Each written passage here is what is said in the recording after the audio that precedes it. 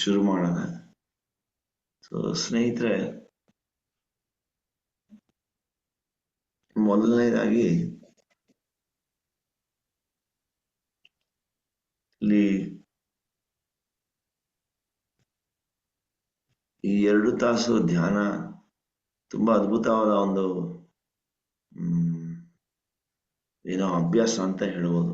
ಯಾಕಂದ್ರೆ ನಾನು ನೋಡ್ತಿದ್ದೆ 4 ಗಂಟೆಯಿಂದ 6 ಗಂಟೆ ಧ್ಯಾನ ದಿನ ಇರುತ್ತೆ ಅಂತ.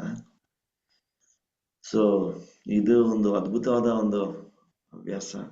ಮತ್ತೆ ಈ ಗುಂಪಲ್ಲಿ ಈ ಝೂಮ್ ಲಿಂಕ್ ಅಲ್ಲಿ ಆಗಿರ್ಬೋದು, ಪ್ರತ್ಯೇಕವಾಗಿ ಇಲ್ಲ ಮತ್ತೆ ಬೇರೆ ಟೈಪಲ್ಲಿ ಧ್ಯಾನ ಮಾಡೋರು ಇರ್ಬೋದು. ತುಂಬಾ ಅದ್ಭುತವಾದ ಒಂದು ಅಭ್ಯಾಸ ಇದೆ. ನನಗೆ ಮುಂದುವರ್ಸ್ಕೊಂಡು ಹೋಗ್ತಾ ಇರ್ಬೇಕು ಅಂತ ನಾನು ಕೇಳ್ಕೊಳ್ತೀನಿ.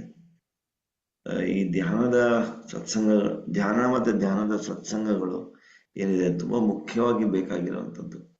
ಇದನ್ನ ನಮ್ಮ ಒಂದು ಜೀವನದ ನಿರ್ಮಾಣ ಮಾಡ್ತಾ ಇರುತ್ತೆ. ಪ್ರತಿದಿನ, ಪ್ರತಿ ಕ್ಷಣ, ಪ್ರತಿ ಸೆಷನ್ ಇಂದಾನು ನಮಗೆ ಬದಲಾವಣೆಗಳು ನಾವು ಕಾಣಬಹುದು. ಒಂದು ಸೆಷನ್ ಇಂದ ಇನ್ನೊಂದು ಸೆಷನ್ಗೆ, ಇನ್ನೊಂದು ಸೆಷನ್ ಇಂದ ಇನ್ನೊಂದು ಸೆಷನ್ಗೆ ಸಾಕಷ್ಟು ಬದಲಾವಣೆಗಳು ನಾವು ಕಾಣ್ಕೊಳ್ತೀವಿ ಇಲ್ಲಿ. ಸೊ ಇಲ್ಲಿ ಈ ಬದಲಾವಣೆಗಳಲ್ಲಿ ನಮಗೆ ಅರ್ಥ ಆಗ್ತಾ ಇರುತ್ತೆ. ಏನು ನಾವು ಏನ್ ಕಳ್ಕೊಂಡಿದೀವಿ ಅನ್ನೋದು ಗೊತ್ತಾಗತ್ತೆ, ಏನ್ ಪಡ್ಕೊಂಡಿದೀವಿ ಅಂತಾನು ಗೊತ್ತಾಗುತ್ತೆ. ಸೊ ಪಡ್ಕೊಳ್ಳೋದಂತೂ ಏನಿರಲ್ಲ, ಎಲ್ಲವೂ ಆತ್ಮದ ಸ್ವರೂಪದಲ್ಲಿ ನಾವು ನೋಡಕ್ ಹೋದಾಗ ಎಲ್ಲರ ಗುಣಗಳು ಒಂದೇ ತರ ಇರುತ್ತೆ. ಸೊ ಕ್ರಮೇಣವಾಗಿ ನಾವು ಏನ್ ನೋಡ್ಬೋದು ಅಂತ ಹೇಳಿದ್ರೆ, ಅವರ ವರ್ತನೆಗಳು ಮತ್ತೆ ಆ ಸ್ಥಿತಿಗತಿಗಳಿಗೆ ಅವರು ನೀಡೋ ಪ್ರತಿಕ್ರಿಯೆ, ಇವು ಬದಲಾವಣೆಗಳಾಗಿ ನಮ್ಮ ಗುಣಗಳಲ್ಲಿ, ನಮ್ಮ ಭಾವನೆಗಳಲ್ಲಿ ಬದಲಾವಣೆಗಳನ್ನು ನಾವು ಕಾಣ್ತಾ ಇರ್ತೀವಿ. ಭಾರವನ್ನ ಬೆಳೆಸ್ಕೊಳ್ತೀವಿ. ಅದು ಈ ಸಂಸಾರದಲ್ಲಾಗಿರ್ಬೋದು, ಸಮಾಜದಲ್ಲಾಗಿರ್ಬೋದು, ನಮ್ಮ ವೈಯಕ್ತಿಕವಾಗಿ ನಾವು ನೋಡುವಂತ ಏನೋ ದೃಷ್ಟಿಕೋನ, ನಮ್ಮ ಮಾಡ್ಕೊಳ್ಳುವಂತ ಒಂದು ಭಾವನೆಗಳು, ಹುಟ್ಟುವಂತ ವಿಚಾರಗಳು, ಇವೆಲ್ಲವೂ ತುಂಬಾ ಪರಿವರ್ತನೆಗಳು ಹೊಂದ್ತಾ ಇರ್ತವೆ. ಈಗ ಹೆಂಗೆ ಒಂದು ಕನ್ನಡಿ ಇರುತ್ತೆ, ಈ ಕನ್ನಡಿ ಅನ್ನೋದು ನಾವು ಕನ್ನಡಿ ಮುಂದೆ ನಾವು ನಿಂತ್ಕೊಂಡ್ರೆ ನಾವು ಯಾವ ತರ ಬೇಕಾದ್ರೂ ಬಣ್ಣ ಹಾಕೋಬಹುದು. ಆ ಕನ್ನಡಿ ಏನ್ ತೋರ್ಸುತ್ತೆ? ನಾವು ಹಾಕೊಂಡಿರೋ ವೇಷ, ನಾವು ಹಾಕೊಂಡಿರೋ ಬಣ್ಣ, ಅದನ್ನ ಮಾತ್ರ ತೋರಿಸ್ತಾ ಇರುತ್ತೆ. ಬಟ್ ಕನ್ನಡಿ ಮಾತ್ರ ಬದಲಾವಣೆ ಆಗೋದಿಲ್ಲ. ಅದ್ರ ಮೇಲೆ ತೋರಿಸುವಂತ ಚಿತ್ರಗಳು ಬದಲಾವಣೆಗಳಾಗ್ತಾ ಇರುತ್ತೆ. ಅದೇ ತರ ನಾವು ಸೂರ್ಯನ ಕಿರಣಗಳಾಗಿರ್ಬೋದು, ಸೂರ್ಯ ಆಗಿರ್ಬೋದು. ಸೊ ಸೂರ್ಯ ಹುಟ್ಟೋದು ಇಲ್ಲ, ಸೂರ್ಯ ಸಾಯೋದು ಇಲ್ಲ. ಸೂರ್ಯ ಹುಟ್ಟುತ್ತಾ ಯಾವತ್ತಾದ್ರು? ಸೊ ಸೂರ್ಯ ಹುಟ್ಟೋದಿಲ್ಲ. ನಾವು ನಿಂತಿರೋ ಜಾಗದಿಂದ ನಾವು ಸೂರ್ಯ ಹುಟ್ಟುತ್ತಪ್ಪ, ಸೂರ್ಯ ಮುಳುಗ್ತು ಅಂತ ಹೇಳ್ಬಿಟ್ಟು ನಾವು ನೋಡ್ತಾ ಇರ್ತೀವಿ ಅಷ್ಟೇ ಹೊರತು, ಈ ಭೂಮಂಡಲದಿಂದ ಆಚೆ ಹೋದ್ರೆ ಸೂರ್ಯ ಯಾವಾಗ್ಲೂ ಪ್ರಕಾಶಮಾನವಾಗಿರುತ್ತೆ, ಯಾವಾಗ್ಲೂ ಉರಿತಾನೆ ಇರುತ್ತೆ, ಯಾವಾಗ್ಲೂ ಪ್ರಕಾಶಮಾನವಾಗಿರುತ್ತೆ. ಆತರ ನಾವೆಲ್ಲರೂ ಮೊದಲನೇದಾಗಿ ತಿಳ್ಕೊಬೇಕಾಗಿರೋದು ಏನಪ್ಪಾ ಅಂತ ಹೇಳಿದ್ರೆ, ನಾವೆಲ್ಲರೂ ಚೈತನ್ಯ ಸ್ವರೂಪರು, ಆತ್ಮ ಸ್ವರೂಪರು ಅಂತ. ಈ ಸೂರ್ಯ ಯಾವ ತರ ಯಾವಾಗ್ಲೂ ಏನಾದ್ರೂ ಅದು ಬೆಳಗ್ತಾನೆ ಇರುತ್ತೆ, ಏನಾದ್ರೂ ಅದು ಉರಿತಾನೆ ಇರುತ್ತೆ, ಅದು ಪ್ರಕಾಶಮಾನವಾಗಿರುತ್ತೋ, ಅದೇ ತರ ನಾವು ಸಹ ನಾನು ಅನ್ನೋ ಒಂದು ಆತ್ಮ ಮತ್ತೆ ಚೈತನ್ಯ ಸ್ವರೂಪ ಏನಿದೆ, ಅದು ಯಾವಾಗ್ಲೂ ಬೆಳಗ್ತಾ ಇರುತ್ತೆ. ಅದು ಯಾವಾಗ್ಲೂ ಒಂದು ಪರಮಾತ್ಮನ ಸ್ಥಿತಿ, ಆನಂದಮಯ ಸ್ಥಿತಿ, ಪ್ರಕಾಶಮಾನವಾದ ಸ್ಥಿತಿ, ಅದ್ಭುತವಾದ ಸ್ಥಿತಿ, ಮತ್ತೆ ಶಕ್ತಿಯುತವಾದ ಸ್ಥಿತಿ. ಅದಕ್ಕೆ ಯಾವುದೂ ಕಡಿಮೆ ಇಲ್ಲ, ಯಾವುದು ಜಾಸ್ತಿ ಇಲ್ಲ. ಎಲ್ಲ ಜೀವ ಜಂತುಗಳಲ್ಲಿ, ಎಲ್ಲ ಮಾನವರಲ್ಲಿ, ಎಲ್ಲ ಜೀವರಾಶಿಗಳಲ್ಲಿರುವಂತ ಒಂದೇ ತತ್ವ, ಒಂದೇ ಒಂದು ಸ್ಥಿತಿ ಅಂತ ಹೇಳಿದ್ರೆ ಅದು ದೈವ ಸ್ಥಿತಿ, ಮತ್ತೆ ಅದು ಪರಮಾತ್ಮನ ಸ್ಥಿತಿ ಅಂತ ಹೇಳ್ಬೋದು, ಆತ್ಮಸ್ಥಿತಿ ಅಂತ ಹೇಳ್ಬೋದು ಸ್ನೇಹಿತರೆ. ಅದು ಏನು ಸಹ ಬದಲಾವಣೆ ಆಗೋದಿಲ್ಲ, ಆಗ್ಲಿಕ್ಕೆ ಸಾಧ್ಯ ಇಲ್ಲ. ಅದಕ್ಕೆ ಹುಟ್ಟಿಲ್ಲ, ಸಾವಿಲ್ಲ. ಒಂದು ಸ್ಥಿತಿಯಿಂದ ಇನ್ನೊಂದು ಸ್ಥಿತಿಗೆ ಅದು ನೋಡ್ತಾ ಇರುತ್ತೆ ಅಷ್ಟೇ ಹೊರತು ಮೇಲ್ಗಡೆ ಹಾಕುವಂತ ವೇಷಭೂಷಗಳು, ಈಗ ಕಲ್ಲಿನ ವೇಷ ಆಗಿರ್ಬೋದು, ಮರಗಳ ವೇಷ ಆಗಿರ್ಬೋದು, ಒಂದು ಪ್ರಾಣಿಗಳ ವೇಷ ಆಗಿರ್ಬೋದು, ಕ್ರಿಮಿಕೀಟಗಳ ವೇಷ ಆಗಿರ್ಬೋದು, ಹಕ್ಕಿ ಪಿಕ್ಕಿಗಳ ವೇಷ ಆಗಿರ್ಬೋದು, ಮೀನಲ್ಲಿ ಹೋಗಿರ್ಬೋದು, ಜಲರಾಶಿಗಳಲ್ಲಿರ್ಬೋದು, ಎಲ್ಲವೂ ಬದಲಾವಣೆ ಆಗ್ತಾ ಇರುವಂತ ಒಂದು ವೇಷಭೂಷಗಳು ಅಂತ ಹೇಳ್ಬೋದು. ಓಕೆ, ಸೊ ನಾವು ಮಾತ್ರ ನಾನು ಅಂದ್ರೆ ಯಾರು, ನಾನು ಅನ್ನೋದು ಒಂದು ಸ್ಥಿತಿ, ಪ್ರಕಾಶಮಾನವಾದ ಸ್ಥಿತಿ, ಆತ್ಮದ ಸ್ಥಿತಿ ನಾವೆಲ್ಲ. ಅದ್ರ ಮೇಲೆ ಹಾಕೊಳ್ತಾ ಇರುವಂತ ಬಟ್ಟೆಗಳು ಬದಲಾವಣೆ ಆಗ್ಬೋದು, ನನ್ನ ದೇಹದ ವರ್ಚಸ್ಸು ಬದಲಾವಣೆ ಆಗ್ಬೋದು, ಗಾತ್ರ ಬದಲಾವಣೆ ಆಗ್ಬೋದು, ಮತ್ತೆ ಅದರ ಒಂದು ವರ್ಣ ಬದಲಾವಣೆ ಆಗ್ಬೋದು, ನೋಡಕ್ಕೆ ಬೇರೆ ಬೇರೆ ತರ ಆಕಾರಗಳು ಇರ್ಬೋದು. ಸೊ ಇದೆಲ್ಲ ಬದಲಾವಣೆ ಆಗ್ತಾ ಇರುತ್ತೆ. ಇದು ಏನಪ್ಪ ಕರ್ಮಗಳು, ಕರ್ಮ ಸಿದ್ಧಾಂತಕ್ಕೂ ಇದಕ್ಕೂ ಏನ್ ಸಂಬಂಧ ಅಂತ ನಾವು ನೋಡಕ್ಕೆ ಹೋದಾಗ, ಮೊದಲನೇದಾಗಿ ಈ ಕ್ರಿಶ್ಚಿಯಾನಿಟಿಯಲ್ಲಿ ನೀವು ಕೇಳಿರ್ಬೋದು ಆಡಮ್ ಅಂಡ್ ಈವ್ ಅಂತ. ಆಡಮ್ ಅಂಡ್ ಈವ್ ಅಂತ ಹೇಳಿದ್ರೆ ಈ ಹೆಣ್ಣು ಮತ್ತೆ ಗಂಡು ಅಂತ ಹೇಳ್ಬಿಟ್ಟು, ಮತ್ತೆ ಫಾರ್ಬಿಡನ್ ಫ್ರೂಟ್ ಅಂತ ಹೇಳ್ತಾರೆ. ಫಾರ್ಬಿಡನ್ ಫ್ರೂಟ್ ಅಂತ ಹೇಳಿದ್ರೆ ಏನು, ಅದು ತಿನ್ನಬಾರ್ದಾಗಿತ್ತು ತಿಂತಾ ಇರ್ತಾರೆ ಅಂತ. ಅಂದ್ರೆ ಯಾವ್ದೋ ಒಂದು ಹಣ್ಣನ್ನ ಅವರ ಗಾಡ್ ಅಂತ ಏನ್ ಹೇಳಿರ್ತಾರೆ ಅದನ್ನ ಅವರು ಆಡಮ್ ಅಂಡ್ ಈವ್ ಅನ್ನೋದು, ಅವರು ಇಬ್ರು ಒಂದು ಅರಣ್ಯದಲ್ಲಿ ಇರ್ತಾರೆ. ಅವ್ರಿಗೆ ಏನು ಇದು ಗೊತ್ತಿರಲ್ಲ, ಭೇದ ಭಾವಗಳಿರಲ್ಲ, ಏನೂ ಗೊತ್ತಿರಲ್ಲ, ಎಲ್ಲವೂ ಒಂದೇ ತರ ಮುಗ್ಧವಾಗಿರ್ತಾರೆ ಜೀವನ. ಆಮೇಲೆ ಒಂದು ಹಣ್ಣನ್ನ ತಿನ್ನಬಾರ್ದು, ಯಾವುದೇ ಕಾರಣಕ್ಕೂ ನೀವು ಆ ಹಣ್ಣನ್ನ ತಿನ್ನಬಾರ್ದು ಅಂತ ಹೇಳ್ತಾರೆ. ಈ ಹಣ್ಣನ್ನ ತಿನ್ನಬಾರ್ದು ಅಂತ ಏನ್ ಹೇಳ್ತಾರೆ ಅದನ್ನೇ ತಿಂತಾರೆ. ಓ ಏನೋ ಹೇಳಿದಾರೆ ತಿನ್ನಬಾರ್ದು ಅಂತ ಹೇಳಿದಾರೆ, ತಿಂದು ನೋಡ್ಬಿಡೋಣ ಅಂತ ಹೇಳ್ಬಿಟ್ಟು ನಾವು ಏನಾಗುತ್ತೆ ತಿನ್ನಕ್ ಹೋಗ್ತಾರೆ. ಸೊ ತಿಂದಿದ ತಕ್ಷಣ ಅದೇನಾಗುತ್ತೆ ಅಂದ್ರೆ ಒಂದು ಸ್ಥಿತಿಯಿಂದ ಇನ್ನೊಂದು ಸ್ಥಿತಿಗೆ ಜಾರು ಬಿಡ್ತಾರೆ. ಒಂದು ಸ್ಥಿತಿಯಿಂದ ಇನ್ನೊಂದು ಸ್ಥಿತಿಗೆ ಜಾರದು ಅಂದ್ರೆ ಏನಪ್ಪಾ ಅಂದ್ರೆ ಅದ್ವೈತ ಸ್ಥಿತಿಯಿಂದ ದ್ವೈತ ಸ್ಥಿತಿಗೆ ಜಾರದು ಅಂತ. ಐಕ್ಯ ಸ್ಥಿತಿಯಿಂದ, ಐಕ್ಯತೆಯ ಒಂದು ಸ್ಥಿತಿಯಿಂದ ನಾವು ಏನ್ ಮಾಡ್ತೀವಿ, ಅನೇಕ ಸ್ಥಿತಿಗಳಿಗೆ ಜಾರದು ಅಂತ. ಐಕ್ಯ ಸ್ಥಿತಿ ಅಂದ್ರೆ ಏನು, ನಾನು ಈಗ ಹೇಳಿದ್ನಲ್ಲ, ಸೂರ್ಯ ಯಾವತ್ತೂ ಹುಟ್ಟೋದಿಲ್ಲ, ಸೂರ್ಯ ಯಾವತ್ತೂ ಮುಳುಗಿಲ್ಲ, ಆತ್ಮ ಯಾವತ್ತೂ ಹುಟ್ಟಿಲ್ಲ, ಯಾವತ್ತೂ ಸತ್ತಿಲ್ಲ ಅಂತ. ಅದಕ್ಕೆ ಪುನರ್ಜನ್ಮನೂ ಇಲ್ಲ, ಜನ್ಮನೇ ಇಲ್ಲ. ಆಕ್ಚುಲಿ ಬರೀ ಉದ್ಭವ ಆಗೋದಷ್ಟೇ. ನಮ್ಮ ಜನ್ಮಗಳು ಅನ್ನೋದು ನಾವು ಉದ್ಭವ ಆಗ್ತೀವಿ, ಬೇರೆ ಬೇರೆ ಅದೇ ಸ್ಥಿತಿ, ಅದೇ ಪರಿಸ್ಥಿತಿ, ಅದೇ ಚೈತನ್ಯ ಸ್ವರೂಪ ಬೇರೆ ಬೇರೆ ರೂಪದಲ್ಲಿ ಉದ್ಭವ ಆಗತ್ತೆ ಅಷ್ಟೇ ಹೊರತು ಅದಕ್ಕೇನು ಹುಟ್ಟು ಸಾವು ಅನ್ನೋದೇನು ಇರೋದಿಲ್ಲ ಅಂತ. ಬಟ್ ಇದು ಯಾವಾಗ ನಾವು ಈ ದೇಹದ ಸ್ಥಿತಿಗೆ ನಾವು ಬರ್ತೀವೋ, ನನ್ನ ದೇಹ ಪೋಷಣೆ ಮಾಡ್ಕೋಬೇಕು, ನಾನು ಚೆನ್ನಾಗಿ ಕಾಣಬೇಕು, ಸುಂದರವಾಗಿರ್ಬೇಕು, ಮನ್ಮಥನ್ ತರ ಇರ್ಬೇಕು, ರತಿತನ ಇರ್ಬೇಕು, ನನ್ನ ವಯಸ್ಸಾಗ್ತಾ ಇದೆ, ಈ ಸ್ಥಿತಿಗೆ ನಾವು ಯಾವಾಗ ಜಾರ್ತೀವೋ ಅದು ಮಾಯೆಯ ಸ್ಥಿತಿ ಅಂತ ಹೇಳ್ತೀವಿ. ಅದು ಆಡಮ್ ಅಂಡ್ ಈವ್ ಮಾಡುವಂತ ತಪ್ಪು ಅಂತ. ಅಂದ್ರೆ ಆತ್ಮದ ಸ್ಥಿತಿ ಬಿಟ್ಟು ಬೇರೆ ಯಾವುದೇ ಸ್ಥಿತಿಯಲ್ಲಿ ನಾವು ಇದ್ರೆ ಅದು ಕರ್ಮಗಳು ಉಂಟು ಮಾಡುವಂತ ಒಂದು ಸ್ಥಿತಿಗಳು ಅಂತ ಹೇಳ್ತೀವಿ. ಯಾವಾಗ ನಾನು ಒಂದು ಉನ್ನತವಾದ ಸ್ಥಿತಿಯಿಂದ ಬೇರೆ ಸ್ಥಿತಿಗೆ ನಾವು ವರ್ಗಾವಣೆ ಮಾಡ್ತೀವೋ ಅಲ್ಲಿ ಕರ್ಮಗಳು ಅಂತ ಹೇಳಿದ್ರೆ ಏನು, ಒಂದು ನಾವಾಗಿ ನಾವು ಸೃಷ್ಟಿ ಮಾಡ್ಕೊಳ್ಳುವಂತ ಒಂದು ಸಂಕಲ್ಪಗಳು, ಭಾವನೆಗಳು, ವಿಚಾರಗಳು ಅಂತ ಹೇಳ್ಬೋದು. ಓಕೆ, ಸೊ ಇದು ಭಾವನೆಗಳು, ವಿಚಾರಗಳು, ಸ್ಥಿತಿಗಳು ಅನ್ನೋದು ನಾವು ಪರಮಾತ್ಮನ ಒಂದು ಸ್ಥಿತಿಯಲ್ಲಿದ್ದು ಅಲ್ಲಿಂದ ನಾನು ಏನೋ ಒಂದು ಅನುಭವ ತಗೊಳ್ಳೋಣ, ಇದು ಒಂದು ರುಚಿ ನೋಡೋಣ ಅಂತ ನಾವು ಬಂದಾಗ ಅವಾಗ ಹೊಟ್ಟೆ ಕೆಲಸ ಸ್ಟಾರ್ಟ್ ಮಾಡುತ್ತೆ. ಹೌದಾ ಇಲ್ವಾ? ಈಗ ನನ್ನ ಆತ್ಮಸ್ವರೂಪಪ್ಪ, ನನ್ಗೆ ಯಾವ ಊಟನೂ ಬೇಡ, ಈ ದೇಹದ ಪೋಷಣೆ ಸಂಪೂರ್ಣವಾಗಿ ಆತ್ಮದಿಂದಾನೇ ಆಗತ್ತೆ, ಯಾಕೆ ಇದೆಲ್ಲ ಬೇಕು ಅಂತ ಅನ್ಕೊಂಡಾಗ ನಾವು ಶುದ್ಧ ಚೈತನ್ಯ ಸ್ವರೂಪರು. ಈ ದೇಹ ಎಲ್ಲಿಂದ ಎಲ್ಲಿ ಬೇಕಾದ್ರೂ ಪ್ರಕಟ ಮಾಡ್ಬೋದು, ಬೆಳಕಿನ ರೂಪಕ್ಕೆ ನಾವು ಪರಿವರ್ತನೆ ಆಗ್ಬೋದು, ಮತ್ತೆ ಸ್ಥೂಲ ರೂಪಕ್ಕೆ ಬರ್ಬೋದು, ಯಾವ ತರ ಬೇಕಾದ್ರೂ ನಮ್ಮ ದೇಹವನ್ನು ಎಲ್ಲಿಂದ ಎಲ್ಲಿ ಬೇಕಾದ್ರೂ ನಾವು ವರ್ಗಾಯಿಸ್ಬೋದು, ಪರಿವರ್ತನೆ ಮಾಡ್ಬೋದು. ಯಾವ ಸ್ಥಿತಿಯಿಂದ ಒಂದು ಜಾಗದಿಂದ ಇನ್ನೊಂದು ಜಾಗಕ್ಕೆ ನಾವು ಅನ್ಕೊಂಡಿದ ತಕ್ಷಣ ಅದು ಎಲ್ಲಿ ಬೇಕಾದ್ರೂ ನಾವು ಸೃಷ್ಟಿ ಮಾಡ್ಬೋದು. ಯಾಕಂದ್ರೆ ಪಂಚಭೂತಗಳನ್ನು ಆ ಸ್ಥಿತಿಯಿಂದಾನೇ ಬಂದಿರೋದು. ಬಟ್ ಯಾವಾಗ ನಾವು ಈ ರುಚಿ ನೋಡೋಣ ಆ ರುಚಿ ನೋಡೋಣ ಅಂತ ಹೇಳ್ಬಿಟ್ಟು ಒಂದು ಬಜ್ಜಿ ಬೋಂಡ ತಿಂತೀವೋ ಅವಾಗ ಏನಾಗುತ್ತೆ, ಸ್ಥೂಲ ರೂಪದಲ್ಲಿ ಊಟವನ್ನು ಸ್ವೀಕರಿಸಕ್ಕೆ ನಾವು ಶುರು ಮಾಡಿದಾಗ ಅವಾಗ ಹೊಟ್ಟೆ ಶುರು ಆಗತ್ತೆ, ಹೊಟ್ಟೆಯಲ್ಲಿ ಜೀರ್ಣ ಆಗುವಂಥದ್ದಿರುತ್ತೆ. ಖಾರ ತಿಂದಿರ್ತೀವಿ, ಸಿಹಿ ತಿಂದಿರ್ತೀವಿ, ಅದರ ಪರಿಣಾಮಗಳು ನಮ್ಮಲ್ಲಿ ಕಾಣಿಸ್ಕೊಳ್ಳೋಕೆ ಸ್ಟಾರ್ಟ್ ಆಗುತ್ತೆ. ಈ ಪರಿಣಾಮಗಳ ಒಂದು ಅನುಭವ ಏನು ಯಾವಾಗ ಸ್ಟಾರ್ಟ್ ಆಗುತ್ತೆ ಅವಾಗ ಎಲ್ಲನೂ ಇರುತ್ತೆ. ಪಚನ ಕ್ರಿಯೆ ಇರುತ್ತೆ, ಮತ್ತೆ ಅಲ್ಲಿ ಬೆಳಿಗ್ಗೆ ಆದ್ರೆ ಅಲ್ಲಿ ಅದನ್ನ ಆಚೆ ಬಿಡುವಂತ ಒಂದು ಪ್ರಕ್ರಿಯೆ, ಮತ್ತೆ ಮಲಮೂತ್ರದ ವಿಸರ್ಜನೆ, ಮತ್ತೆ ಹೊಟ್ಟೆ ಹಸಿವು ಸ್ಟಾರ್ಟ್ ಆಗುತ್ತೆ, ಮತ್ತೆ ಬೇಕು ಅಂತ ಅನ್ಸುತ್ತೆ, ನಾಲಿಗೆ ರುಚಿಗಳು ಮತ್ತೆ ಬದಲಾವಣೆಗಳಾಗ್ತಾ ಇರುತ್ತೆ, ಮೂಗಿನ ಸುವಾಸನೆ ಬರುತ್ತೆ.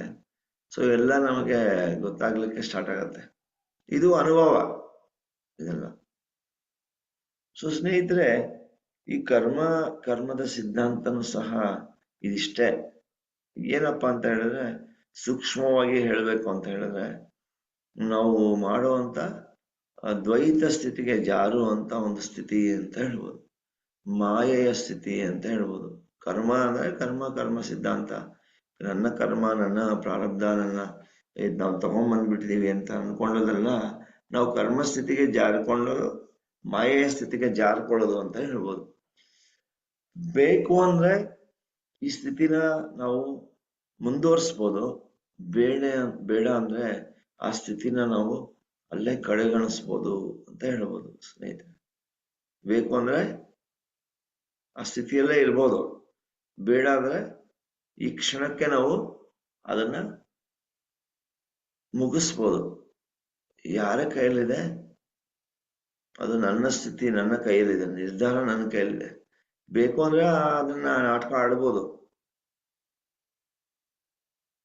ಯಾವ ಬಣ್ಣದಲ್ಲಿ, ಯಾವ ಪಾತ್ರದಲ್ಲಿ, ಯಾವ ತರ ನಾವು ಡೈಲಾಗ್ ಹೊಡಿತೀವೋ ಅದನ್ನ ಪಾತ್ರಗಳನ್ನ ನಾವು ನಿಭಾಯಿಸ್ಬೋದು. ಬೇಡ ಅಂದ್ರೆ ನಾವು ಆ ಕ್ಷಣಕ್ಕೆ ಆ ಪಾತ್ರವನ್ನ ಬಿಡ್ಬೋದು, ಆ ಕ್ಷಣಕ್ಕೆ ಆ ವೇಷವನ್ನ ಬಿಡ್ಬೋದು, ಮತ್ತೆ ನೈಜ ಸ್ಥಿತಿಗೆ ನಾವು ಬರ್ಬೋದು. ನೈಜ ಸ್ಥಿತಿ ಅಂದ್ರೆ ಏನು? ಆತ್ಮಸ್ಥಿತಿ, ಆತ್ಮದ ಸ್ವರೂಪದ ಸ್ಥಿತಿ ಅಂತ ಹೇಳ್ಬೋದು. ಸೊ ಇವತ್ತು ಈ ಟಾಪಿಕ್ಗೆ ನಾನೇನು ಪ್ರಿಪೇರ್ ಮಾಡಿಲ್ಲ, ಬಟ್ ಇಲ್ಲಿ ನೆರೆದಿರ್ತಕ್ಕಂಥ ಎಲ್ಲ ನೀವು ಆತ್ಮಸ್ವರೂಪರಿಂದ ಇದೇನೋ ಹೊಸದಾಗಿ ಏನೋ ಕಾನ್ಸೆಪ್ಟ್ ನನಗೆ ಕಾಣಿಸ್ಕೊಳ್ತಾ ಇದೆ ಅಂತ ಅನಿಸ್ತದೆ. ನನಗಿದು ಹೊಸ ಕಲಿಕೆ ಇದು. ಓಕೆ, ಸೊ ಏನ್ ಫ್ಲೋ ನೀವೆಲ್ಲ ಕೊಡ್ತಾ ಇದ್ದೀರೋ, ನಾವೆಲ್ಲ ಸೇರಿ ಒಂದು ಸಾಮೂಹಿಕವಾಗಿ ನಾವೇನು ವಿಚಾರಗಳು ಮಾಡ್ತಾ ಇದೀವೋ ಅದ್ರ ಪ್ರಕಾರ ಇದು ಮೂಡಿ ಬರ್ತಾ ಇದೆ ಅಂತ ಹೇಳ್ಬೋದು. ಸೊ ಇದಕ್ಕೆಲ್ಲರಿಗೂ ನಿಮ್ಗೆಲ್ಲರಿಗೂ ತುಂಬಾ ಧನ್ಯವಾದಗಳು ಇದೊಂದು ಅವಕಾಶಕ್ಕೆ ಅಂತ ಹೇಳ್ಬೋದು. ಸೊ ಸ್ನೇಹಿತರೆ, ನಾವು ನೈಜ ಸ್ಥಿತಿ ಬಿಟ್ಟು ಬೇರೆ ಎಲ್ಲ ಸ್ಥಿತಿಗಳು ಅಂತ ನಾವು ಹೇಳ್ದಾಗ ಏನಪ್ಪಾ ಅಂದ್ರೆ, ಒಂದು ಮರ, ಒಂದು ಬೀಜ, ಒಂದು ಫಲದ ಸ್ವರೂಪದಲ್ಲಿ ನಾವು ಇದನ್ನ ವಿಮರ್ಶೆ ಮಾಡೋಣ ಅಂತ ಹೇಳೋಣ ಅನ್ಸುತ್ತೆ. ಏನಪ್ಪಾ ಏನಾಗತ್ತೆ ಅದ್ರ ಬಗ್ಗೆ ಒಂದು ರಿಸರ್ಚ್ ಮಾಡ್ಬೇಕು ಅಂತ ನಾವು ಹೋದಾಗ, ಒಂದು ಸೂಕ್ಷ್ಮವಾಗಿ ನಾವು ಹೇಳ್ಬೇಕು ಅಂತ ಹೇಳಿದ್ರೆ, ಕರ್ಮದ ಫಲಗಳು ಮತ್ತೆ ಬದಲಾವಣೆ ಆಗುವಂತ ಸ್ಥಿತಿಗತಿಗಳು ಅಂತ ನಾವು ವಿಚಾರ ಮಾಡಿದಾಗ, ಮೊದಲನೇದಾಗಿ ಎಲ್ಲದಕ್ಕೂ ಒಂದು ಬೀಜ ಅಂತ ಇರುತ್ತೆ. ಅಂದ್ರೆ ಸೃಷ್ಟಿ ಮಾಡುವಾಗ ಒಂದು ಬೀಜದ ಸ್ವರೂಪದಲ್ಲಿ ಇರುತ್ತೆ. ಈಗ ಒಂದು ಮಗು ತಾಯಿಯ ಹೊಟ್ಟೆಯಲ್ಲಿ ಹುಟ್ಟಬೇಕು ಅಂತ ಹೇಳಿದ್ರೆ ಅದು ಶುರುವಾಗದೆ ಬೀಜದಿಂದ. ಒಂದು ಹಣ್ಣು ಇರುತ್ತೆ, ಒಂದು ಬೀಜ ಇರುತ್ತೆ, ಒಂದು ವೀರ್ಯ ಇರುತ್ತೆ. ಸೊ ಇದರಿಂದ ಇದು ಶುರು ಆಗತ್ತೆ, ಮತ್ತೆ ಅದು ಕ್ರಮೇಣವಾಗಿ ಏನಾಗುತ್ತೆ, ಒಂದು ಮಗುವಿನ ಆಕಾರದಲ್ಲಿ ಹೊಟ್ಟೆಯಿಂದ ಆಚೆ ಬರುತ್ತೆ. ಹೌದಾ ಇಲ್ವಾ? ತಾಯಿ ಹೊಟ್ಟೆಯಿಂದ ಈ ಬೀಜದಿಂದ ಹುಟ್ಟಿ ಕಡೆಗೆ ಮಗುವಾಗಿ ಆಚೆ ಅದು ಪ್ರಕಟವಾಗ್ಬೇಕು ಅಂತ ಹೇಳಿದ್ರೆ, ಅದು ಚೈತನ್ಯ ಸ್ವರೂಪಕ್ಕೆ ಒಂದು ಬಟ್ಟೆ ಹಾಕಿ ಆಕಾರ, ಸ್ವರೂಪ, ವೇಷಭೂಷಗಳನ್ನ ಕೊಟ್ಟು, ಒಂದು ಬೇರೆ ಕಣ್ಣುಗಳು ಹೆಂಗೋ ಎಷ್ಟು ಸುಂದರವಾಗಿದೆ, ಆಹಾ ಮೂಗು ಎಷ್ಟು ಚೆನ್ನಾಗಿದೆ, ದೇಹ ಎಷ್ಟು ಚೆನ್ನಾಗಿದೆ, ಕೈ ಕಾಲುಗಳು, ಬೆರಳುಗಳು ಎಷ್ಟು ಪುಟ್ಟದಾಗಿ ಎಷ್ಟು ಚೆನ್ನಾಗಿದೆ ಅಂತ ನಾವೆಲ್ಲ ಏನೇನೋ ವರ್ಣಿಸ್ತೀವಿ. ಬಟ್ ಏನಪ್ಪಾ ಅಂದ್ರೆ, ಅಲ್ಲಿಂದ ಆ ಬೀಜ ಸ್ವರೂಪದಿಂದ ಆಚೆ ಬರೋವರೆಗೇನೆ ಎಷ್ಟೋ ನಮ್ಗೆ ಪ್ರಕೃತಿಯ ಬದಲಾವಣೆಗಳನ್ನು ನಾವು ಕಾಣಬಹುದು. ಆ ತಾಯಿಯಲ್ಲಿ ಆಗುವಂತ ಭಾವನೆಗಳು, ಅವ್ರಿಗೆ ನಡೆಯುವಂತ ವಿಚಾರಗಳು, ಅವ್ರು ತಿನ್ನುವಂತ ಊಟದಿಂದ ಎಷ್ಟೋ ಬದಲಾವಣೆಗಳು ನಾವು ಕಾಣ್ತಾ ಇರ್ತೀವಿ, ಹೌದಾ ಇಲ್ವಾ? ಈಗ ನಾವು ಒಂದು ಮಾವಿನ ಸಸಿ ನೆಟ್ರೆ, ಅದೊಂದು ಬೀಜ ನೆಟ್ಟಾದಾಗ ಆ ಮಾವಿನ ಸಸಿ, ಆ ಮಾವಿನ ಬೀಜದಿಂದ ಓಕೆ ಏನಾಗುತ್ತೆ, ಒಂದು ಮೊಳಕೆ ಬರುತ್ತೆ. ಮೊಳಕೆಯಿಂದ ಒಂದು ಸಣ್ಣ ಸಸಿ ಆಗುತ್ತೆ, ಸಣ್ಣ ಸಸಿಯಿಂದ ಒಂದು ಮರವಾಗುತ್ತೆ. ಮರದಿಂದ ಸಾಕಷ್ಟು ಏನಾಗುತ್ತೆ, ಹೂವು ಬಿಡುತ್ತೆ, ಹೂವಿಂದ ಕಾಯಿ, ಕಾಯಿಯಿಂದ ಹಣ್ಣು, ಈ ತರ ಒಂದು ಸೈಕಲ್ ಇದು, ಹೌದಾ ಇಲ್ವಾ? ಬಟ್ ಅಲ್ಲಿಗೆ ಅದು ಮುಗಿಯುತ್ತಾ? ಮುಗಿಯೋದಿಲ್ಲ. ಅದೇನಂದ್ರೆ, ನಾವು ಬೀಜ ನೆಟ್ಟದ್ಮೇಲೆ ಅಲ್ಲಿ ಮರ, ಇದು ಆ ಭೂಮಿಯ ಸ್ಥಿತಿಗತಿಗಳು ಬದಲಾವಣೆ ಇರುತ್ತೆ. ನಾವು ಹೋಗಿ ಅದನ್ನ ಒಂದು ಮರಳುಗಾಡಲ್ಲಿ, ಡೆಸರ್ಟ್ ಅಲ್ಲಿ ನಾವು ಹೋಗಿ ನೆಟ್ರೆ ಬೀಜ, ಅದೇನಾದ್ರು ಹುಟ್ಟುತ್ತಾ? ಹುಟ್ಟೋದಿಲ್ಲ. ಅದೇ ಒಂದು ಹಸನಾಗಿರುವಂತ ಒಂದು ಜಾಗದಲ್ಲಿ, ಮಣ್ಣಲ್ಲಿ ನಾವು ನೆಟ್ಟಿದಾಗ ಅದೇನಾಗುತ್ತೆ, ಒಂದು ಮೊಳಕೆ ಆಗೋಕ್ಕೆ ಒಂದು ಅವಕಾಶ ಆಗುತ್ತೆ. ನೀರಿನ ಅವಶ್ಯಕತೆ ಇರುತ್ತೆ. ಜೊತೆಗೆ ತುಂಬಾ ಚಳಿಗಾಲದಲ್ಲಿ ನಾವು ನೆಟ್ಟಾಗ ಅದನ್ನ, ಆ ಚಳಿಗಾಲದಲ್ಲಿ ಬೇಗ ಮೊಳಕೆ ಬರೋದಿಲ್ಲ, ಬೇಗ ಚಿಗುರ ಬರಲ್ಲ, ಬೇಗ ಸಸಿ ಬೆಳೆಯೋದಿಲ್ಲ. ಓಕೆ, ತುಂಬಾ ಚಳಿಗಾಲದಲ್ಲಿ ನಾವು ನೆಟ್ಟಾಗ. ಬಟ್ ಅದೇ ಮುಂಗಾರಲ್ಲಿ ನಾವು ನೆಟ್ಟಿದಾಗ ಅದು, ಅದರ ಸ್ಥಿತಿಗತಿಗಳು, ಅದರ ವಾತಾವರಣ ತುಂಬಾ ಪ್ರೇರಕವಾಗಿರುತ್ತೆ. ಮತ್ತೆ ಅದಕ್ಕೆ ಪೋಷಣೆ ಕೊಡುವಂತ ಒಂದು ಸ್ಥಿತಿಗತಿಗಳಿರುತ್ತೆ, ಹೌದಾ ಇಲ್ವಾ ಸ್ನೇಹಿತರೆ? ಸೊ ಇದು ಹುಟ್ಟಿದಾಗಿಂದ ಸಾಯೋವರೆಗೂ ಅದು ಆ ಮರ ಅನ್ನೋ ಸ್ಥಿತಿಯಿಂದ ಹುಟ್ಟಿ ಆ ಮರ ಸ್ಥಿತಿಯನ್ನ ತ್ಯಾಗ ಮಾಡೋವರೆಗೂ ಅದು ಏನಾಗ್ತಾ ಇರುತ್ತೆ ಅಂದ್ರೆ, ಸಾಕಷ್ಟು ಪ್ರಕೃತಿಯ ಬದಲಾವಣೆಗಳಿಗೆ ಅದು ಅದು ಅದರ ಒಂದು ಆ ಪ್ರಭಾವಳಿಗೆ ಅದು ಸಿಲ್ಕೊಂಡಿರುತ್ತೆ. ಅಲ್ಲಿವರೆಗೂ ಅದು ಮಾಯೆಯಲ್ಲೇ ಇರುತ್ತೆ ಅಂತ ಹೇಳ್ಬೋದು ನಾವು.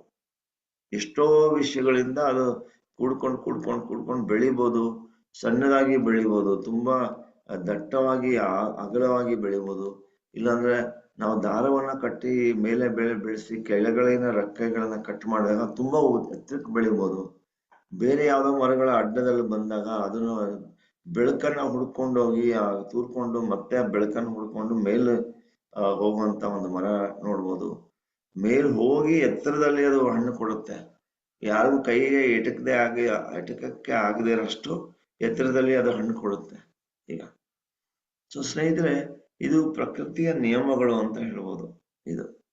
ಸೊ ನಾವು ಸಹ ಇದು ಯಾವ ತರ ಬೀಜಗಳು, ನಾವು ಬೀಜವನ್ನು ನೆಡ್ತೀವೋ ಆ ತರ ಮರ ಅಂತ ಹೇಳ್ತೀವಿ. ಬೀಜದಂತೆ ಮರ, ಕರ್ಮದಂತೆ ಫಲ ಅಂತ ಹೇಳ್ತೀವಿ. ಬೀಜದಂತೆ ಮರ ಅಂತ ಹೇಳ್ಬೋದು, ಕರ್ಮದಂತೆ ಫಲ ಅಂತ ಹೇಳ್ಬೋದು. ಏನಪ್ಪಾ ಇದು ಅಂತ ಹೇಳಿದ್ರೆ, ಮೊದಲನೇದಾಗಿ ನಾವು ಸೃಷ್ಟಿ ಆಗದೇನೆ ಯಾವುದೇ ಒಂದು ಪ್ರಕೃತಿಯಲ್ಲಿ ನಾವು ಕಾಣಬಹುದು, ಸ್ಥೂಲ ಸ್ಥಿತಿಯಲ್ಲಿ ಇರುವಂತ ಯಾವುದೇ ಒಂದು ವ್ಯಕ್ತಿ ಆಗಿರ್ಬೋದು, ವಸ್ತು ಆಗಿರ್ಬೋದು, ಎಲ್ಲವೂ ಅದು ಒಂದು ನಾವು ಕಟ್ಟುವಂತ ಒಂದು ಬಣ್ಣ, ಆಕಾರ ಮತ್ತೆ ಸ್ವರೂಪ ಅಂತ ಹೇಳ್ಬೋದು. ಇದು ಅವಾಗ ನಾವು ಕಟ್ಟುತ್ತಾ ಇರ್ತೀವಿ. ಒಂದು ಸಂಕಲ್ಪದಿಂದ ಶುರು ಆಗತ್ತೆ. ಸಂಕಲ್ಪ ಅಂದ್ರೆ ಏನು? ಒಂದು ಆಲೋಚನೆಯ ಸ್ವರೂಪದಿಂದ ಶುರು ಆಗತ್ತೆ ಅಂತ ಹೇಳ್ತೀವಿ. ಆಲೋಚನೆಗಳು ಅಂತ ಹೇಳ್ತೀವಿ. ಆಲೋಚನೆ ಅನ್ನೋದು ನಾವು ಶುರು ಮಾಡಿ ಆ ವಿಚಾರವನ್ನ ವಿನಿಮಯ ಮಾಡಿದಾಗ ಅದಕ್ಕೆ ಕೊಡುವಂತ ಭಾವ. ಒಂದು ವಿಚಾರ, ಇನ್ನೊಂದು ಬಂದು ಭಾವ ಅಂತ ಹೇಳ್ತೀವಿ. ವಿಚಾರ ಅಂದ್ರೆ ಏನು? ಥಾಟ್ ಅಂತ ಹೇಳ್ತೀವಿ. ವಿಚಾರ ಅಂದ್ರೆ ಬೀಜ ಅಂತ ಹೇಳ್ಬೋದು. ಆ ಬೀಜ ಸುಮ್ಮನೆ ಇಟ್ರೆ ಏನಾದ್ರು ಆಗತ್ತಾ? ಬೀಜ ಸುಮ್ಮನೆ ಇಟ್ರೆ ಅದೇನಾದ್ರು ಕೆಲಸ ಮಾಡುತ್ತಾ? ಏನು ಮಾಡಲ್ಲ. ಎಷ್ಟು ವರ್ಷಗಳಾಗಿರ್ಬೋದು, ನೂರಾರು ವರ್ಷಗಳಲ್ಲಿ ನಾವು ಖನಿಜದಲ್ಲಿ ಇಟ್ಬಿಟ್ರೆ ಆ ಬೀಜ ಏನು ಕೆಲಸ ಮಾಡಲ್ಲ ಅದು. ಓಕೆ, ಅದರ ವಿನಿಮಯ ಮಾಡಬೇಕು. ಆ ವಿಚಾರ ಅನ್ನೋ ಬೀಜವನ್ನ ನಾವು ಮಣ್ಣಲ್ಲಿ ನಾವು ಊತಿ ಅದಕ್ಕೆ ಪೋಷಣೆ ಕೊಟ್ಟಾಗ ಅದು ಬೆಳೆಯುತ್ತೆ. ಓಕೆ, ಅದು ಆ ಕೆಲಸ ಇದೆಯಲ್ಲ, ಅದು ಭಾವನೆಗಳು ಮಾಡೋದು ಅಂತ. ವಿಚಾರ ಅನ್ನೋದು ನಾನು ಊಟ ಮಾಡಬೇಕು ಅನ್ನೋದು ವಿಚಾರ ಮಾಡ್ತೀವಿ. ಆ ಊಟ ಮಾಡ್ಬೇಕು ಅನ್ನೋ ವಿಚಾರ ಅಂತ ಬಂತು, ಆಯ್ತು ಬರ್ಲಿ ಬಿಡು ಏನೀಗ ಅಂತ. ಬಟ್ ಊಟ ಮಾಡೋದ್ರ ಜೊತೆಗೆ ನಾವು ಸೃಷ್ಟಿ ಮಾಡ್ಕೊಳ್ತೀವಿ. ಓ ಮಸಾಲೆ ದೋಸೆನೆ ತಿನ್ಬಿಡೋಣ ಅಂತ ಬರುತ್ತೆ. ಚೆನ್ನಾಗಿರುತ್ತೆ, ವಾಸನೆ ಘಮ ಘಮ ಅಂತ ಇರುತ್ತೆ. ತುಪ್ಪ ಹಾಕಿ, ಆಲೂಗಡ್ಡೆ ಪಲ್ಯ ಹಾಕಿ, ಈರುಳ್ಳಿ ಒಗ್ಗರಣೆ ಎಲ್ಲ ಹಾಕ್ಬಿಟ್ಟು, ಕೆಂಪು ಚಟ್ನಿ ಹಾಕ್ಬಿಟ್ಟು, ಒಲೆ ಮೇಲೆ ಕೆಂಪಗೆ ಚೆನ್ನಾಗಿರುತ್ತೆ ಅಂತ ನಾವು ಆಲೋಚನೆ ಮಾಡಿ ಬಂದಾಗ ನಮ್ಮ ಪಂಚೇಂದ್ರಿಯಗಳು ಕೆಲಸ ಮಾಡುತ್ತೆ. ಬಾಯಲ್ಲಿ ಜೊಲ್ಲು ಸುರಿಯುತ್ತೆ, ಹೊಟ್ಟೆಯಲ್ಲಿ ಬಗ ಬಗ ಅಂತ ಆಸಿಡ್ ಸ್ಟಾರ್ಟ್ ಆಗಿ ಉರಿಯಕ್ಕೆ ಸ್ಟಾರ್ಟ್ ಮಾಡುತ್ತೆ. ಮತ್ತೆ ಎಲ್ಲ ದೇಹದ ಎಲ್ಲ ಆ, ಇದು ಅಣುಗಳು ಸ್ವೀಕಾರ ಮಾಡ್ಲಿಕ್ಕೆ ಸೃಷ್ಟಿಯಾಗಿರುತ್ತೆ. ಅದಕ್ಕೆಲ್ಲ ಕಾಯ್ತಾ ಇರ್ತೇವೆ. ಓ ಬರುತ್ತೆ, ಈಗ ದೋಸೆ ಬರುತ್ತೆ ಬರುತ್ತೆ, ಕಾಯ್ತಾ ಇರಿ, ಎಲ್ಲ ಬರ್ತಾ ಇದೆ ಅಂತ ಹೇಳ್ಬಿಟ್ಟು ಶುರು ಮಾಡ್ಕೊಂಡಾಗ ಅದು ಭಾವನೆಗಳು ಅಂತ ಹೇಳ್ತೀವಿ. ಭಾವನೆಗಳು ಅಂದ್ರೆ ನಾವು ಅದಕ್ಕೆ ಸ್ವೀಕಾರ ಮಾಡ್ಲಿಕ್ಕೆ ಓ ಇದ್ರ ಎಲ್ಲ ತರದ ಒಂದು ಅದರ ವಿಚಾರ, ಅದರ ಒಂದು ಗಾತ್ರ, ಅದರ ಒಂದು ಸುವಾಸನೆ ಹಿಂಗಿರುತ್ತೆ ಹಂಗಿರುತ್ತೆ, ಎಷ್ಟು ಚೆನ್ನಾಗಿರುತ್ತೆ ಇದರ ಅನುಭವ, ಹಂಗೆ ಹಂಗೆ ಅಂತ ನಾವು ಅನುಭವ ತಗೊಳ್ಳಿಕ್ಕೆ ಅಂತ ನಾವು ಯಾವಾಗ ರೆಡಿ ಆಗ್ತೀವೋ ಅದು ಭಾವನೆಗಳು ಅಂತ ಹೇಳ್ತೀವಿ. ಬರೀ ವಿಚಾರ ಬಂದ್ರೆ ಏನು ಪ್ರಯೋಜನ ಇಲ್ಲ. ಅದನ್ನ ವಿಚಾರ ಆಯ್ತು, ಊಟ ಮಾಡ್ಬೇಕು, ಇಲ್ಲ ಹೊಟ್ಟೆ ಹಸಿತಾ ಇದೆ ಅನ್ನೋದು ವಿಚಾರ ಅಷ್ಟೇ. ನಾವು ಅಯ್ಯೋ ಅದು ಮಾಡ್ಲಿಲ್ಲ ಅಂದ್ರೆ ಏನಾಗುತ್ತೆ, ಮಾಡಿದ್ರೆ ಏನಾಗುತ್ತೆ, ಏನ್ ಮಾಡ್ಬೇಕು, ಯಾವಾಗ ಮಾಡ್ಬೇಕು, ಎಷ್ಟು ಮಾಡ್ಬೇಕು, ಇವೆಲ್ಲ ಏನು ಉಟ್ಕೊಳುತ್ತಲ್ಲ, ಇದು ಭಾವನೆಗಳು ಅಂತ, ಎಮೋಷನ್ಸ್ ಅಂತ ಹೇಳ್ತೀವಿ. ಎಷ್ಟು ಜಾಸ್ತಿ ನಾವು ಅದನ್ನ ತಿನ್ಬೇಕು ಅನ್ನೋ ತವಕ ಆ ಭಾವಗಳು ಹುಟ್ಟಿದಾಗ ಅಷ್ಟು ಜಾಸ್ತಿ ಆಸಿಡ್ಸ್ ಜನರೇಟ್ ಆಗುತ್ತೆ. ಅದು ತಿಂದೇ ಇದ್ರೆ ಗ್ಯಾಸ್ಟ್ರಿಕ್ ಆಗುತ್ತೆ ಅಂತ ನಾವೆಲ್ಲ ಅನ್ಕೊಳ್ತೀವಿ. ತಿಂದಿಲ್ಲ ಅಂದ್ರೆ ಗ್ಯಾಸ್ಟ್ರಿಕ್ ಆಗತ್ತೆ, ತಿಂದ್ರು ಗ್ಯಾಸ್ಟ್ರಿಕ್ ಆಗತ್ತೆ. ಏನಪ್ಪಾ ಇದು ಪ್ರಕೃತಿಯ ವಿಸ್ಮಯ ಅಂತ ನಾವೆಲ್ಲ ಅನ್ಕೊಳ್ತಾ ಇರ್ತೀವಿ ಸ್ನೇಹಿತರೆ. ಸೊ ಇದು ಭಾವನೆಗಳು ಬೇಕು ಅಂತ ಹೇಳ್ತೀವಿ. ಭಾವ ಮತ್ತೆ ವಿಚಾರ, ಓಕೆ, ಎರಡೂ ಬೇಕು. ನಾವು ಒಂದು ಕರ್ಮಗಳ ಸ್ಥಿತಿಗಳಿಗೆ ನಾವು ಹೋಗ್ಬೇಕು, ಒಂದು ಕರ್ಮದ ಪಾಶದಲ್ಲಿ ನಾವು ಇರಬೇಕು, ಒಂದು ಹುಟ್ಟು ಸಾವು ಜನ್ಮ ಮರಣ ಅನ್ನೋದನ್ನ ನಾವು ನೋಡ್ಬೇಕು ಅಂತ ಹೇಳಿದ್ರೆ ಭಾವನೂ ಬೇಕು. ಓಕೆ, ಆ ಭಾವನೂ ಇಲ್ಲದೆ ಇದ್ರೆ ಏನಾಗುತ್ತೆ, ಅದು ಏನು ಅದಕ್ಕೆ ಪ್ರಯೋಜನ ಆಗಲ್ಲ. ಅದು ಒಂದು ಚಾಲನೆಗೆ ಬರಲ್ಲ ಅದು ಕರ್ಮಗಳು ಅಂತ. ಅಂದ್ರೆ ಅದು ಬೀಜವನ್ನ ಅದು ವಿನಿಮಯ ಮಾಡಿದಾಗ ಅದನ್ನ ಬಿತ್ತನೆ ಮಾಡಿದಾಗ ಅದರಿಂದ ಎಲ್ಲ ರಿಸಲ್ಟ್ ಬರುತ್ತೆ. ಏನು ಮಾಡದೆ ಬಿತ್ತನೆ ಮಾಡ್ಲಿಲ್ಲ ಅಂದ್ರೆ ಏನೂ ಆಗೋದಿಲ್ಲ, ಅಲ್ಲೇ ಇರುತ್ತೆ ಅದು. ಇನ್ನೂ ಒಂದು 100 ವರ್ಷ ಅಲ್ಲ 1000 ವರ್ಷ ಇಟ್ಟರು ಆ ಬೀಜ ಏನು ಹಾಳಾಗಲ್ಲ, ಹಂಗೇ ಇರುತ್ತೆ. ಯಾವಾಗ ಒಂದು 10,000 ವರ್ಷ ಆದ್ಮೇಲೆ ಅದನ್ನ ಬೀಜ ಬಿತ್ತನೆ ಮಾಡ್ತೀವೋ ಚಕ್ಕಂತ ಮರವಾಗಿ ಹುಟ್ಟುತ್ತೆ ಅಂತ ಹೇಳ್ಬೋದು. ಓಕೆ, ಸೊ ಇವತ್ತು ಈ ಕರ್ಮಗಳ ಒಂದು ಇಂಟ್ರೊಡಕ್ಷನ್, ಒಂದು ನಿಮಗೆ ಒಂದು ತುಂಬಾ ಹೈ ಲೆವೆಲ್ ಇಂದ ನಾವು ನೋಡ್ಕೊಂಡು ನಾವು ಬಂದಾಗ ಇದೊಂದು ಇಂಟ್ರೊಡಕ್ಷನ್ ಮಾಡೋಣ ಅಂತ ಅನಿಸ್ತು. ಫ್ಲೋ ಒಂಥರ ಚೆನ್ನಾಗಿ ಬರ್ತಾ ಇದೆ ಅಂತ ಅನಿಸ್ತಾ ಇದೆ ನನಗೆ. ನಿಮಗೂ ಅರ್ಥ ಆಗ್ತಾ ಇದೆ ಅಂತ ಅನ್ಕೊಳ್ತೀನಿ. ಯಾರಾದ್ರೂ ಏನಾದ್ರು ನಿಮ್ಮ ವಿಚಾರಗಳನ್ನು ವ್ಯಕ್ತಪಡಿಸ್ಬೇಕು, ಇಲ್ಲ ಏನಾದ್ರು ಪ್ರಶ್ನೆಗಳಿದ್ರೆ ಕೇಳ್ಬೋದು. ಆಮೇಲೆ ಇನ್ನು ಮುಂದಿನ ಸಂಚಿಕೆಯಲ್ಲಿ ಇನ್ನೂ ಸ್ವಲ್ಪ ಮಾತಾಡೋಣ ಕರ್ಮ ಸಿದ್ಧಾಂತದ ಬಗ್ಗೆ. ಓಕೆ.